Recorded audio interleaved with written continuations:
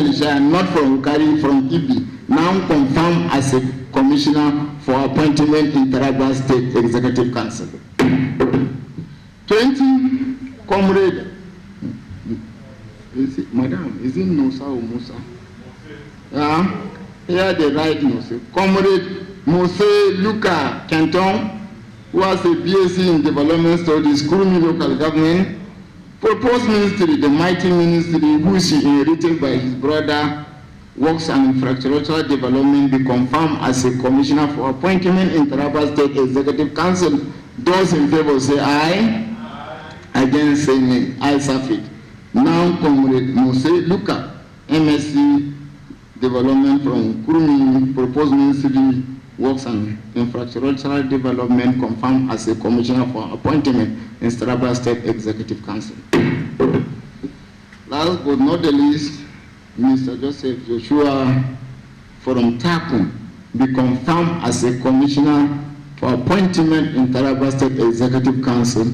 Those in favor say aye. Against say nay. Against say nay. Ayes have it. Now, Mr. Joseph Joshua from Takum is confirmed as a commissioner for appointment in Taraba State Executive Council. Thank you. Thank you. Madam Clerk, you can now communicate to His Excellency for the resolution and approval of the 21 executive nominee by His Excellency for further action. Thank you.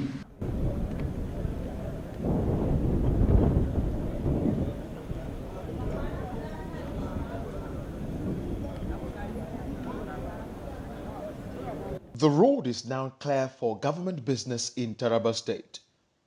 It was a colorful ceremony as the acting chief judge of the state, Justice Kefas Agbu, administered oath of office and allegiance on the 22 commissioners cleared by the State House of Assembly. With the cabinet formed, the administration of Governor Abu Kefas is expected to effectively pilot the affairs of the state for the next 4 years. Speaking at the occasion, Governor Kefas reminded them that their appointments were done with the spirit of inclusiveness, fairness, and balance, adding that his administration recognizes the importance of growth, hence the highest number of youths in his cabinet. The governor noted that youths in the state have demonstrated capacity and innovation to lead, and they need to be given opportunities to contribute their quota to the development of the society. Today marks a momentous occasion in the history of our beloved state as we gather here to witness the swearing-in ceremony of our newly appointed commissioners. I stand before you with immense pride and joy, knowing that selection process was conducted meticulously with a keen focus on inclusivity and representation. I would like to express my gratitude to the people of Taraba State for their unwavering support and trust in our administration. I am honored to address you as your governor, and I want to emphasize that this administration's commitment to the principle of transparency, equity, and justice guided the appointment of our new commissioners.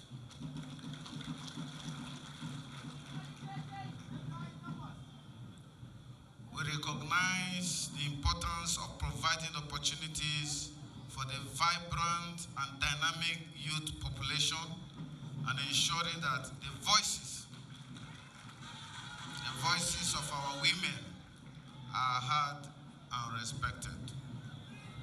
This administration firmly believes that a diverse and inclusive leadership is fundamental to the sustainable development of our great state. The youth of our state have consistently demonstrated their enthusiasm, talent, and commitment to the progress of the state. Our youth possess a fresh perspective, boundless energy, and innovative ideas that can revolutionize our governance and policies. Today, we have appointed young individuals who have shown exceptional dedication to their respective fields and have proven their leadership ability.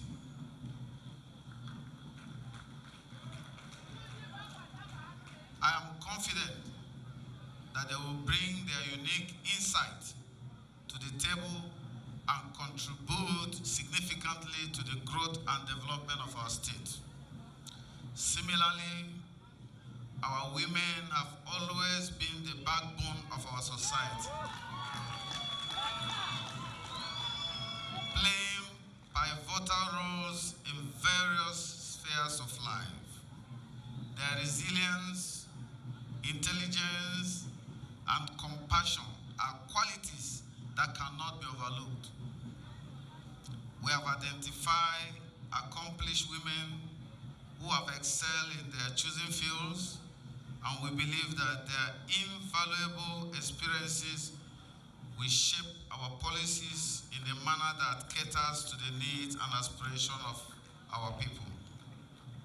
Their appointment is a testament to our commitment to gender equality and the empowerment of women in Taraba State. He also encouraged the commissioner not to relent in discharging their duties, adding that they should work harmoniously with their colleagues and other members of the State Executive Council.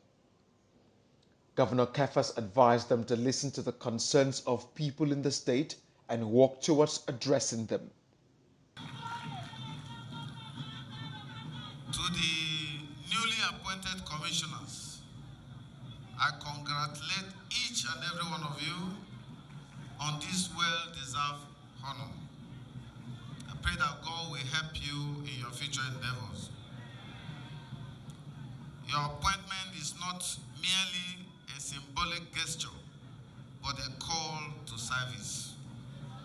I implore you to discharge your duties with utmost dedication, integrity, and sense of purpose. You have been entrusted with the responsibility of contributing to the betterment of our dear state and the lives of our people.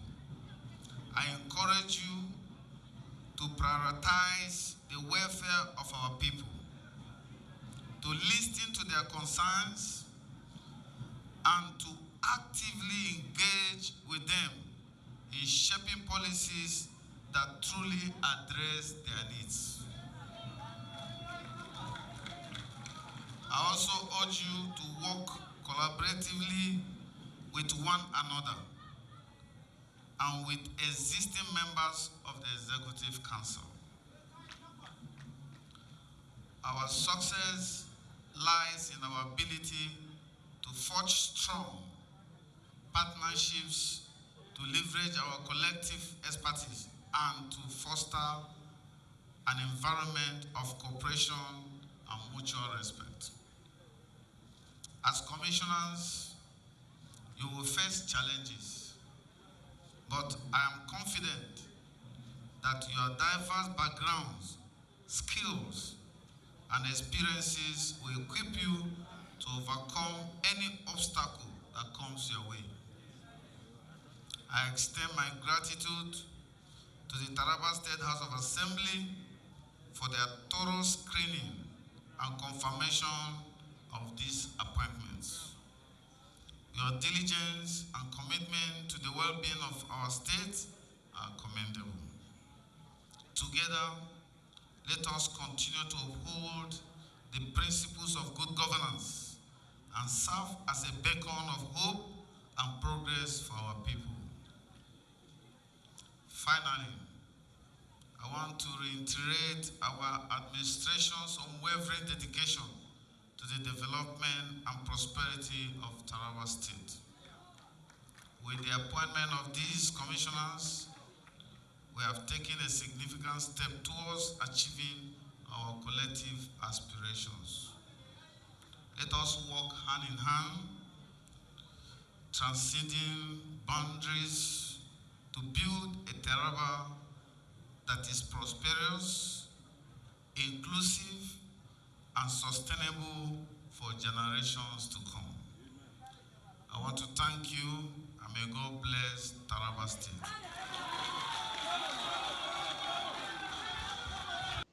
Responding on behalf of the commissioners, Professor Nicholas thanked the governor for giving them the opportunity to serve people of the state. The newly appointed Special Advisor on Media and Digital Communications to the governor, Emmanuel Bello, used the forum to appreciate his principal. Heartily glad, and I feel so honored to be invited to make a short remark on behalf of my colleagues, honorable commissioners. Ours is to say a big thank you for finding us worthy, for appointing us as honorable commissioners in your cabinet. We thank you most sincerely. Your Excellency, we are not oblivious of your victory and, by extension, our victory during the gubernatorial elections. That was a product of the collective will of the good people of Taraba State. You have said it severally and at different fora that your administration will demonstrate a high sense of urgency, transparency, justice, and innovation in tackling the issues of insecurity, issues of pension arrears, salary arrears, infrastructure, and in education. Today, all of us seated in this hall, and indeed all Tarabans, and of course the Nigerian states, are a witness of the thing you have done so far. In less than 2 months, in office, you are able to surmount a whole lot of the challenges of the states. This is an effort worth commendable. Your Excellency, we encourage you to continue and sustain this momentum. Ours, as commissioners, we shall, by the grace of God, ensure that we create that enabling environment for the simple implementation of government policies and programs. We pledge our total and unwavering support to you and to your administration. Our prayers is that God Almighty that has been helping you will continue to help you. That God will grant you the grace and wisdom to continue to pilot the affairs of this state. Thank you, and may God bless us all. Yeah, there's a whole lot of expectations there already, and I can just assure the people of Taraba that Dr. Agbu Kefas, His Excellency, is very competent, which they know already, and he's very determined, which I think they know already.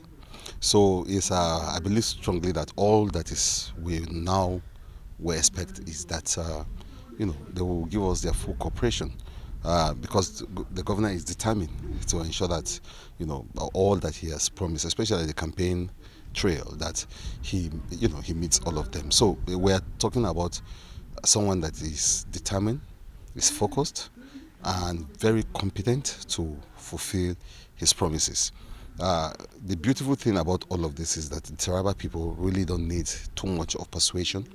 They are convinced. It's less than how many days in office. He's already done a lot of things, some groundbreaking things like free education slashing university education by half so that the burden will go away from parents and all of that, and then of course to cushion the effects of the removal of the fuel subsidy. So these are things that showcase him as not just compassionate, not just as somebody who is focused, but as somebody that has the people at heart, and that's very important. That's key, because governance is about the people, and Dr. Agbu Kefas is all about the people. 90% of the cabinet members are youths, and people of the state want to see more dividends of democracy in the next 4 years. Meanwhile, Governor Kefas has taken preventive measures against the spread of anthrax to the state. Health personnel have been deployed to border communities with Cameroon to vaccinate and check cattle moving into the country. Taraba State is known as one of the largest animal husbandry centers in the country. The state, which shares boundary with Cameroon, has one of the country's busiest cattle routes, through which an estimated 5 million cows pass to other parts of the country monthly. This is why the recent discovery of a case of anthrax in Niger State by the Federal Ministry of Agriculture and Rural Development worries Governor Kefas. The governor has directed the state ministries of Information, Agriculture and Health to embark on sensitization of residents across the 16 local government areas of the state on the danger of contracting anthrax. The State Ministry of Information and Reorientation is creating more awareness on the danger of the disease through the media. Reason for this gathering today is to let the Taraba people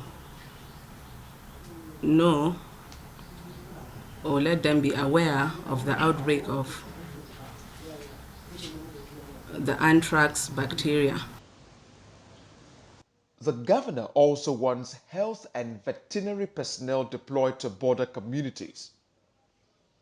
This is already a work in progress, as the State Director of Veterinary Services, Shehu Abdullahi, confirming that his personnel are out vaccinating cattle and checking livestock coming into the country through Cameroon border.